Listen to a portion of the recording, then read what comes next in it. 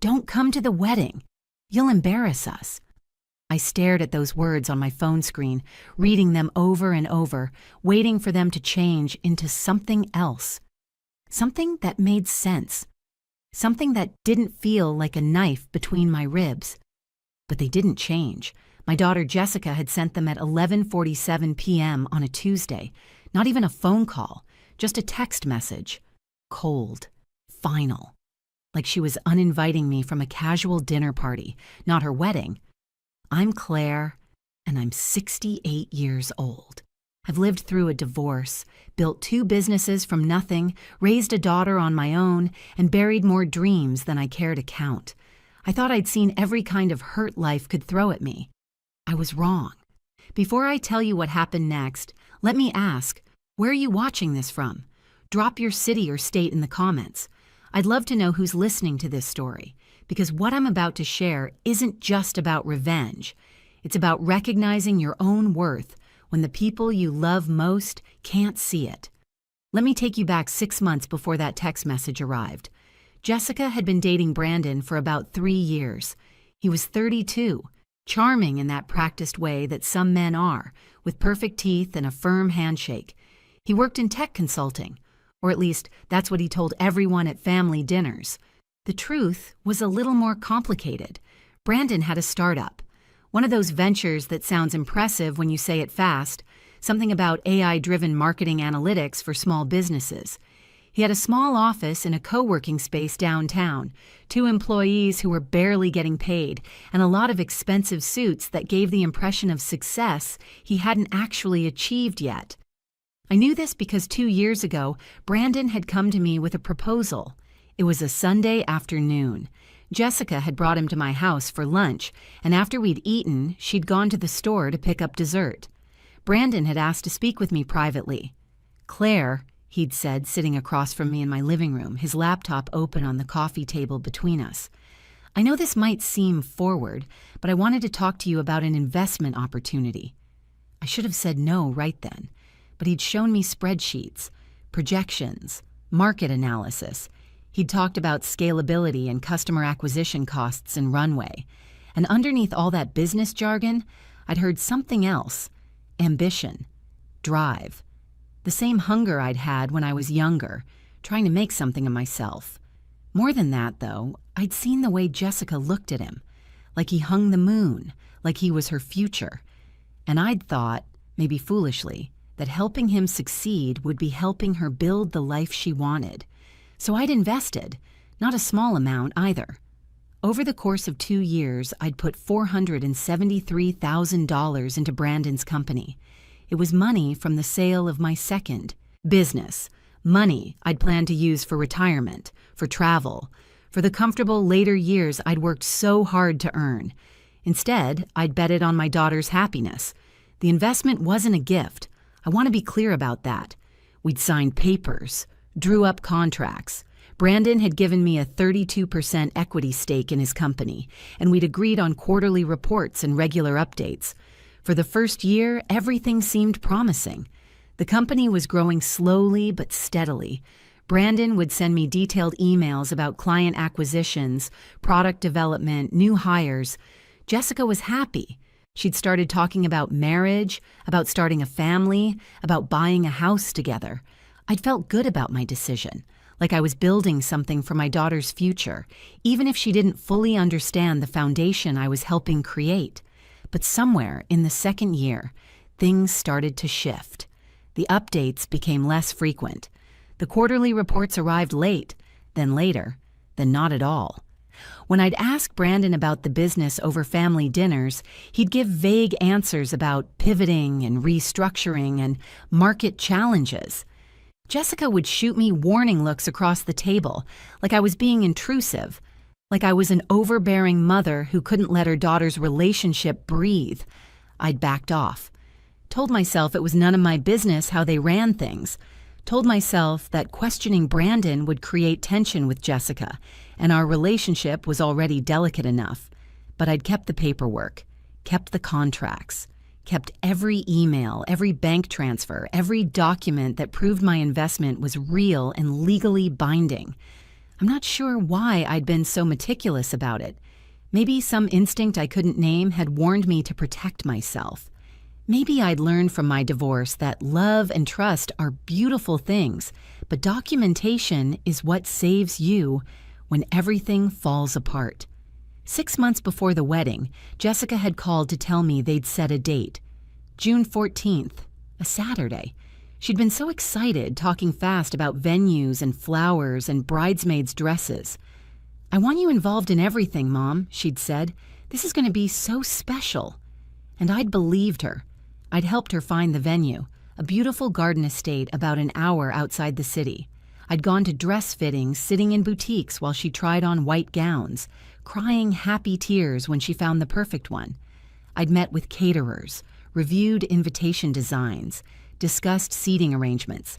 I'd written a check for $18,000 to cover the deposit on the venue when Jessica and Brandon had a temporary cash flow issue. Another $12,000 for the photographer they absolutely had to have, $6,000 for the flowers. I'd done it gladly, happily. Because watching my daughter plan her wedding, seeing her so full of hope and joy, had felt like watching every sacrifice I'd made as a single mother finally bloom into something beautiful. I thought I was giving her the wedding of her dreams.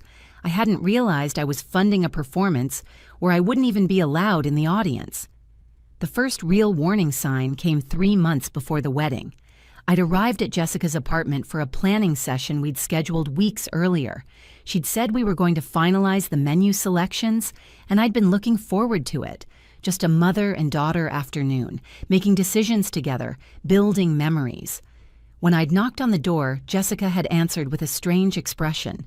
Not quite guilty, but close. Uncomfortable. "Mom," she'd said, "I didn't think you'd actually come." "We scheduled this 2 weeks ago," I'd reminded her, confused. "For the menu tasting?" "Oh, right. The thing is, Brandon's mother is here, and we already kind of started without you."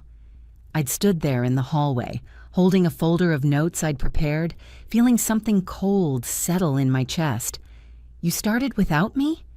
Carolyn had some really specific ideas about the food, and since she's, helping with costs and everything, we thought we should probably defer to her preferences. Helping with costs, as if I hadn't been bankrolling major portions of this wedding for months. But I'd smiled, swallowed the hurt, told Jessica it was fine, we could catch up another time. I'd driven home in silence, gripping the steering wheel too tight, telling myself I was being oversensitive, that modern weddings involved multiple families, multiple opinions, that I needed to be more flexible. But that was when things started to change more noticeably. Suddenly, Carolyn, Brandon's mother, was at every wedding planning event. The cake tasting I'd been excited about, Carolyn was there, making decisions about flavors and tiers, while I sat quietly at the end of the table. The final dress fitting. Carolyn had opinions about the alterations while I watched from a chair in the corner. Jessica stopped calling me to discuss decisions. She'd tell me about them after they'd been made. Carolyn thought the blush roses would be more elegant than the white ones you suggested. Brandon's mom found an amazing DJ, so we went with him instead. Carolyn convinced us to do a sit-down dinner instead of the buffet. She says it's more sophisticated. Every time I'd nod, smile, tell Jessica that sounded lovely, because what else could I do? Complain?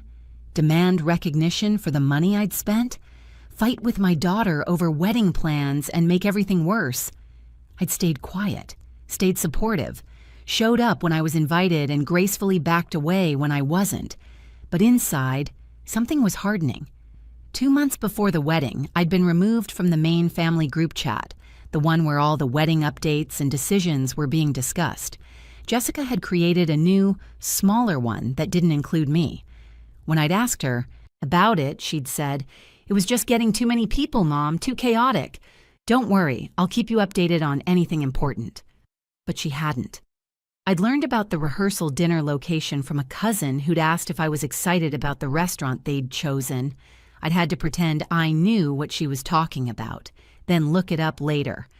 I discovered that the wedding party had been finalized, and my suggestion for Jessica's childhood friend to be a bridesmaid had been quietly ignored when I'd seen photos on social media. I'd been slowly, systematically edited out of my own daughter's wedding planning. And the terrible thing? I'd let it happen. I told myself it was her day, her choices, her life. 1 month before the wedding, I'd decided to do something I'd been avoiding for weeks. I'd called my attorney, Richard, the same one who'd handled my business contracts for years. "I need you to look into something for me," I'd said, quietly. "What's going on, Claire?" "I invested a significant amount of money in my future son-in-law's company. I haven't received financial reports in 8 months. I want to know what's actually happening with my investment." Richard had been silent for a moment. "Are we talking about the investment in the tech startup? The one you told me about a couple years ago?" "Yes." "Claire, I advised you against that investment. I told you mixing family and business was—" "I know what you told me, Richard. Can you look into it or not?" He'd sighed. "I'll see what I can find out." 3 weeks later, he'd called me back. "Claire, we need to meet in person. Are you free tomorrow?" Something in his tone had made my stomach drop. "That bad?" "Tomorrow, my office, 10 a.m. I'd sat in Richard's office the next morning, watching him arrange papers on his desk, preparing to tell me something he clearly didn't want to say. "The company is hemorrhaging money," he'd finally said. "Brandon's burned through almost all of your investment. The business model isn't viable. His client retention is abysmal. He's been using new investment money to pay operating expenses, which means he's essentially running a very slow, very legal-looking Ponzi scheme." I'd felt numb. "How much is left?"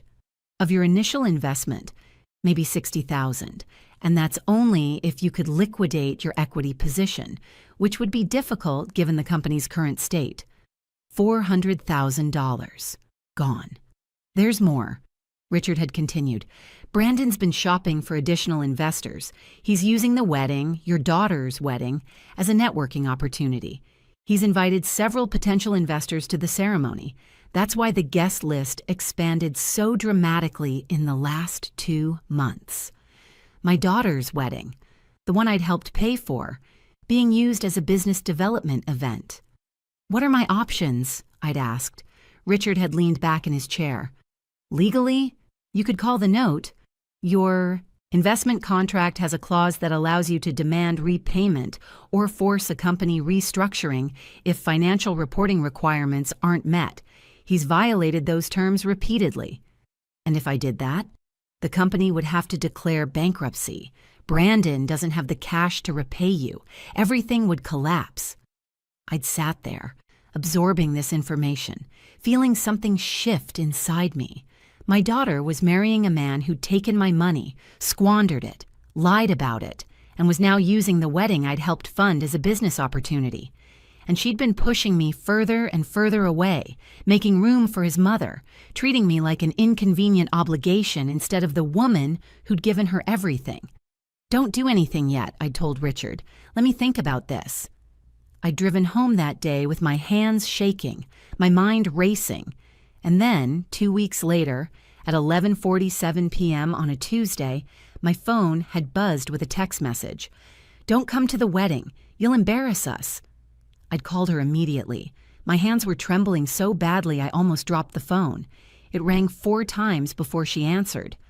"Mom, I can't really talk right now." "Jessica, did you just uninvite me to your wedding?" A pause.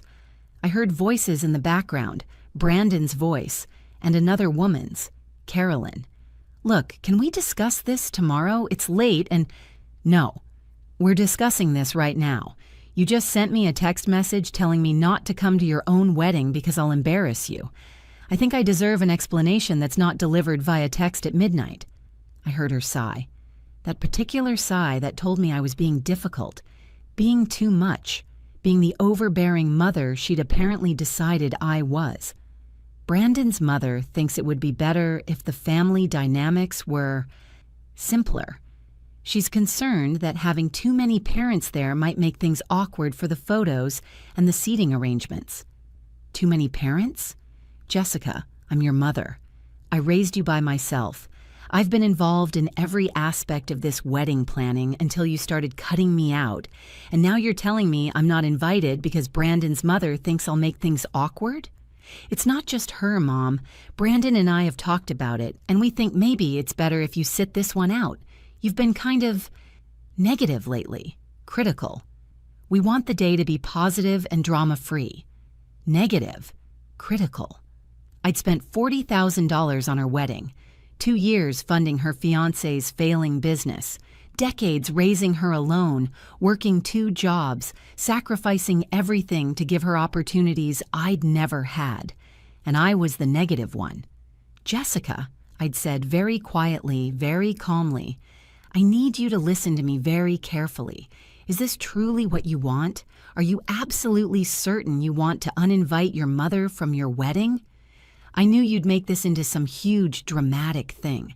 This is exactly why we thought it was better to just answer the question. Is this what you want? Another pause. Longer this time. Yes, she'd finally said. I think it's what's best. Understood, I'd said. Goodbye, Jessica.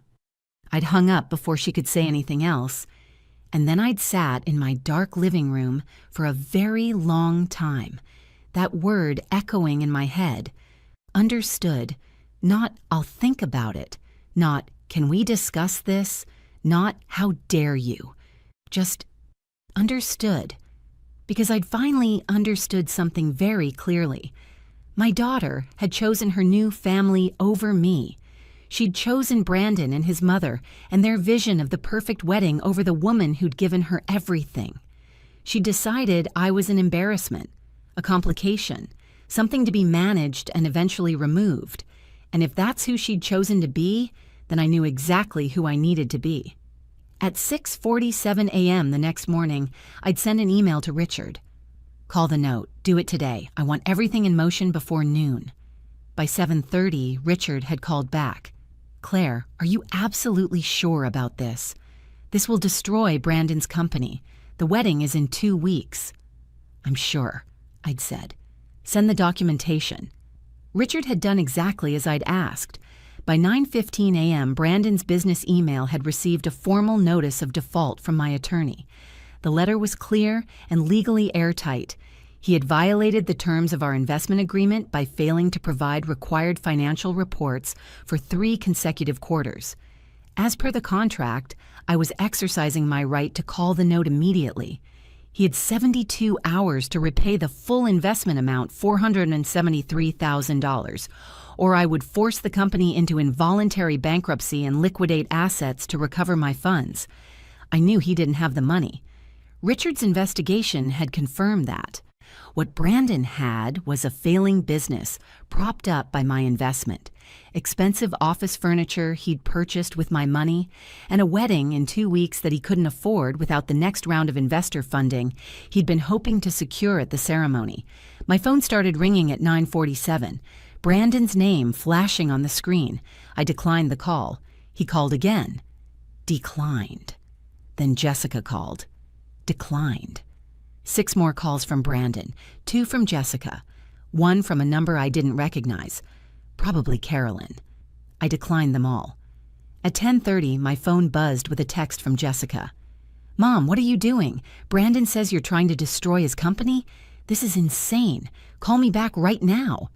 I didn't respond. Another text. You're being completely unreasonable. This is ridiculous. We need to talk about this like adults. Like adults. The irony wasn't lost on me. If you're enjoying this story and want to hear more like it, please hit that subscribe button. Trust me, you won't want to miss how this unfolds. At 11:15, Brandon sent me an email, a long, rambling message about misunderstandings and family and how we needed to work together, how he was sure we could find a solution that worked for everyone, how he valued our relationship and appreciated everything I'd done for him and Jessica. He didn't mention the wedding invitation he'd supported taking away from me. He didn't apologize for the missing financial reports. He didn't acknowledge that he'd spent nearly $500,000 of my retirement money on a business that was circling the drain. He just wanted me to back off so his life could continue as planned. I forwarded the email to Richard without responding. By noon, my phone was ringing constantly. I'd turned off the ringer and watched the notifications pile up. 17 missed calls, 34 text messages, 3 voicemails I hadn't listened to. At 2 p.m., Richard called from his office line. "Claire, Brandon's attorney just called me. They're asking if you'd be willing to meet and discuss terms. They want to negotiate a settlement." "What kind of settlement?" "They're proposing you convert your equity to a promissory note with a 5-year repayment plan. Basically, they want you to become a creditor instead of an owner and give Brandon 5 years to pay you back in installments." "With what money? You told me the business is failing." "It is, which means this is a stalling tactic. He's hoping to find new investors, keep the company afloat, and eventually pay you back. It's a gamble." "What are the odds he succeeds?" Richard had paused. "Honestly, almost 0. "Tell them no," I'd said. "The terms stand. 72 hours. "Claire, I have to ask one more time. Are you prepared for the fallout? This will likely end the relationship with your daughter, possibly permanently." I'd looked out my window at the garden I'd planted years ago. Roses I'd nursed through hard winters. Perennials that came back stronger every spring because I'd given them strong roots and proper care. My daughter uninvited me from her wedding via text message because her future mother-in-law thinks I'm an embarrassment, I'd said quietly. She chose a man who's been lying to both of us for 2 years. She's built her future on a foundation of my money and his deception, and she doesn't even know it. The relationship you're worried about me losing, it's already gone, Richard. I'm just acknowledging the truth." "Understood," he'd said. "I'll inform them the terms are final." That evening, Jessica had shown up at my house. I'd heard her car in the driveway, heard her footsteps on my porch, heard her key turning in the lock, the emergency key I'd given her years ago that she'd apparently never returned. "Mom," she'd called out, walking into my living room without knocking. "Mom, we need to talk. You can't hide from this." I'd been sitting in my reading chair with a cup of tea, perfectly calm. "I'm not hiding, Jessica. I'm simply not answering phone calls from people who've made it clear I'm not welcome in their lives." She'd stood there in my living room, looking so much like the little girl she'd been, but her eyes were different now, harder, more calculating. "You're trying to destroy Brandon's company right before our wedding. How is that not hiding? How is that not revenge?" "I'm calling a legal note that Brandon defaulted on. That's not revenge. That's business." "This is because I uninvited you to the wedding, isn't it? You're punishing me for setting a boundary." "A boundary? That's what she was calling it." "Jessica, did Brandon tell you how much money I invested in his company?" She'd hesitated. "Some. I know you helped him get started." $473,000 over 2 years, money from the sale of my business, money I'd saved for retirement. I'd watched her face carefully, seen the surprise there, the shock. "He said you'd invested maybe 100,000. He lied, just like he's been lying about the quarterly reports he was contractually obligated to provide, just like he's been lying about how well the business is doing. Did you know he's been using the wedding as a networking event? That half the expanded guest list is potential investors he's trying to court? That's business development, Mom. That's smart. That's using our family event, an event I helped pay for, as a sales opportunity. That's turning your wedding into a business transaction." She'd shaken her head. "You're twisting everything. You're trying to make Brandon look bad because you can't accept that I'm building a life with someone else." "No, Jessica. I'm trying to show you who you're actually marrying. Brandon's company is failing. He's burned through almost all of my investment. In 6 months, maybe a year, everything is going to collapse anyway." "You don't know that," she'd said, but her voice had wavered. "Richard investigated. The business model doesn't work.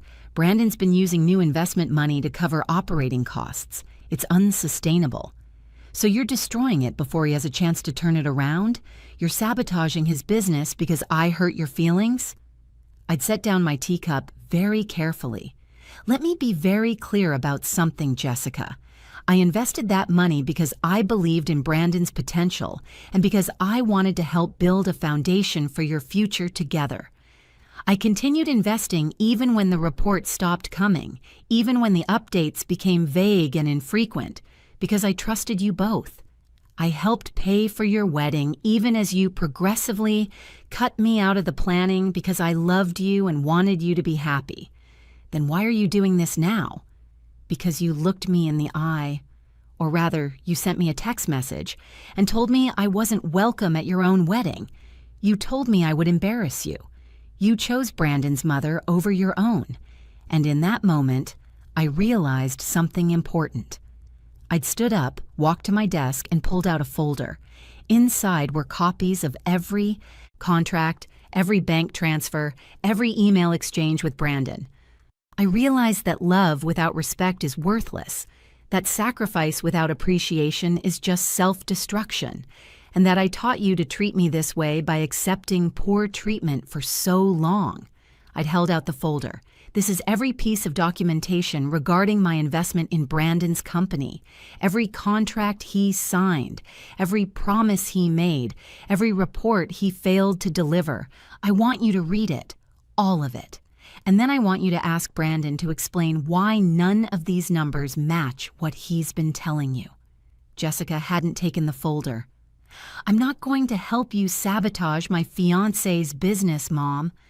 I'm not asking you to sabotage anything. I'm asking you to look at the truth. The contract gave Brandon 72 hours to repay the investment or provide adequate collateral. That deadline is approaching. If he can't meet it, the company will be forced into bankruptcy. Not because I'm being vindictive, but because that's what happens when you default on a legal contract. You could extend the deadline. You could work with him. You're choosing not to. You could have not uninvited your mother to your wedding. You could have shown appreciation for the financial support I've provided. You chose not to. We all make choices, Jessica. We all live with consequences. She'd stared at me with something like hatred in her eyes. If you do this, if you go through with this, we're done. I will never forgive you.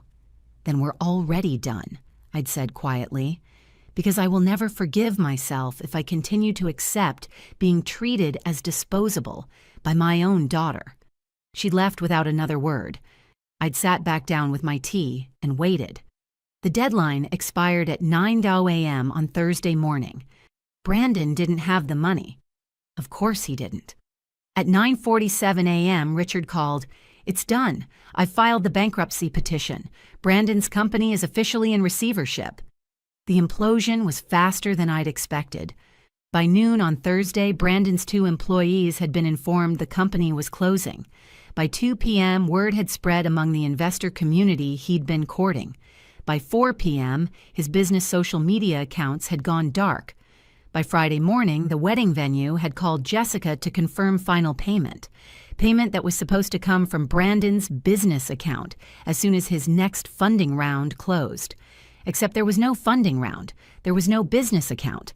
There was just a bankrupt company and a man who'd built his life on borrowed money and false promises. Jessica called me Friday afternoon, not to apologize, to blame. "The wedding is off," she'd said, her voice cold and flat. "Brandon can't afford it anymore. His investors backed out when they heard about the bankruptcy. Everything is falling apart. I hope you're happy." "I'm not happy, Jessica. I'm heartbroken. But not because the wedding is off. You did this. You destroyed everything out of spite. No, I protected myself from someone who was using me. Brandon destroyed his own company by lying and mismanaging my investment. I simply stopped enabling it. He was building something. He was trying. And you couldn't stand that he didn't need you anymore, so you tore it all down." That had struck a nerve. The unfairness of it. The absolute refusal to see reality. "Brandon didn't need me?" I'd said, my voice sharper than I'd intended. "Jessica, his entire business was funded by my money. The office, the employees, the equipment, all of it came from my investment. And your wedding? The $40,000 I contributed? That came from the same place, a mother who loved her daughter enough to sacrifice her retirement savings." "You're not sacrificing anything now, though, are you? You're just taking and destroying." "I'm reclaiming what's mine. There's a difference." I'll never forgive you for this. You've made that clear, but answer me one question. Did you know? Did you know how much money I'd actually invested in Brandon's company? Silence on the other end. Did Brandon tell you the truth about the business finances? About why the quarterly report stopped? About any of it? More silence. He didn't, did he? I'd said softly. You're defending someone who lied to both of us, and you're making me the villain because it's easier than admitting you didn't want to see the truth. I have to go, she'd said. I have to figure out how to tell 200 people that the wedding is canceled. Jessica. But she'd already hung up. I'd sat there holding my phone, feeling the weight of what I'd done. Not regret, exactly, but grief. The kind that comes from recognizing that some relationships can't be saved, only survived. The wedding would have been this Saturday. Instead, Jessica spent that day returning gifts and canceling contracts. Brandon moved back in with his mother. His LinkedIn profile changed from founder and CEO to seeking new opportunities. The bankruptcy trustee is still working through the company's remaining assets. Richard estimates I'll recover maybe $70,000 of my original investment. The rest is gone. But I got something more valuable than money back. I got my dignity. I got the knowledge that I'm not someone who can be used and discarded without consequence. I got the certainty that I taught my daughter an important lesson, even if she hates me for it right now, that actions have consequences, and that choosing partners who lie and manipulate will eventually cost you everything. 3 months have passed since the wedding that never happened. Jessica hasn't spoken to me since that last phone call. I've sent her 2 messages, short, simple ones that say I love her and that my door is always open when she's ready to talk. She hasn't responded. I've heard through mutual acquaintances that she and Brandon are still together, though the relationship is strained. Apparently, Carolyn isn't as enthusiastic about supporting them now that Brandon doesn't have a business or prospects. Funny how that works. I've also heard that Jessica got a new job, a better one, with actual benefits and stability. She's renting a small apartment by herself. Brandon is still consulting and networking, which I suspect means he's unemployed and running out of options. Part of me wants to reach out, to help her, to make sure she's okay. But I've learned something important through all of this. You can't save people who don't want to be saved. You can't force someone to see the truth when they're committed to believing a lie. And you can't sacrifice yourself endlessly hoping that eventually someone will appreciate what you've given. My investment in Brandon's company taught me that lesson in the most expensive way possible. But my daughter's text message, "Don't come to the wedding, you'll embarrass us," taught me something even more valuable. It taught me that sometimes the most loving thing you can do is let people experience the full consequences of their choices. Not to punish them, but to stop protecting them from reality. Jessica chose Brandon. She chose his lies over my honesty. She chose his mother's approval over my love. She chose a fantasy of success over the difficult truth of who he actually was. And when I stopped funding that fantasy, it collapsed. Not because I'm cruel, but because it was never real to begin with. I don't know if Jessica and I will ever repair our relationship. Maybe someday she'll understand why I did what I did. Maybe she'll realize that the mother who pulled her investment wasn't trying to hurt her, but trying to show her the difference between genuine support and enabling destruction. Or maybe she'll hate me forever. Either way, I can live with my decision. Because for the first time in 2 years, I'm not funding someone else's dreams at the expense of my own dignity. I'm not accepting poor treatment because I'm afraid of losing love that was already conditional. I'm just Claire, 68 years old, $400,000 poorer in my bank account, but infinitely richer in self-respect. And if my daughter ever decides she wants a relationship with the woman who loves her enough to let her fall, who respects her enough to tell her the truth, who values herself enough to walk away from mistreatment, even from her own child, I'll be here. But I won't be funding any more fantasies. Not for her, not for anyone, not ever again.